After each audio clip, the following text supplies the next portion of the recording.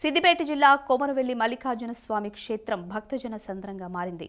జాతరలో భాగంగా వివిధ ప్రాంతాల నుంచి భక్తులు పెద్ద ఎత్తున తరలివచ్చారు. గంగిరేగు చెట్టుకు ముడుపు కట్టి తమ కోరికలను ఈడేర్చమంటూ వేడుకున్నారు. మల్లలను దర్శించుకుని పట్టు వస్త్రాలు, పొడిబియ్యం, బండారి సమర్పించారు. పట్నాలు, బోనాలు సమర్పించి స్వామివారిని దర్శించుకుంటున్నారు. స్వామివారి దర్శనానికి 2 గంటలకు పైగా సమయం పట్టింది.